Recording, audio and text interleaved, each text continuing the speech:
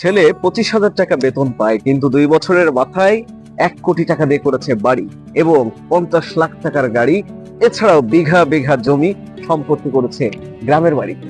কিভাবে কিভাবে করলো এটা? এই প্রশ্নটা কি কখনো কোনো পরিবার করে থাকে? আমার মনে হয় যে খুব কম পরিবার আছে যে এই প্রশ্নটা করতে পারে বা করে, কারণ প্রত্যেকেরই টাকা দরকার। কিভাবে আসলো সেটা ইম্পর্টেন্ট না, এবং সেই ইম্পর্টেন্সই কয়টা পরিবারই বা দেয়।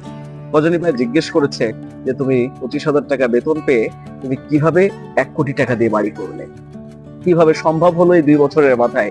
কত টাকা বেতন হয় তোমার, আর তুমি কিভাবে এত টাকা পেলে?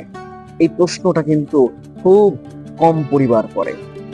আর এই জন্যই দিনে দিনে যেমন দেশে অপরাধের মাত্রা বাড়ছে, তেমনি টাকার নেশা বাড়ছে, তেমনি মানুষের টাকা ইনকামের চাহিদাও বেড়ে যাচ্ছে। এই জন্য যে আমি যেভাবেই হোক, যে পথেই হোক, আমার শুধু টাকা লাগে। এবং পরিবার থেকে হোক, আত্মীয় স্বজন থেকে হোক, সবাই এটা কিন্তু আসলে দারুণ ভাবে ভ্যালু করে বা ভ্যালু দেয় যে কিভাবে সে টাকা ইনকাম করলো এটা ইম্পর্টেন্ট না, তার টাকা আছে, তার সম্মান আছে, তার টাকা আছে, সে সব জায়গায় সমাদৃত। সেই টাকাটা বৈধ কিংবা অবৈধ তাতে কারোর কিচ্ছু যায় আসে না।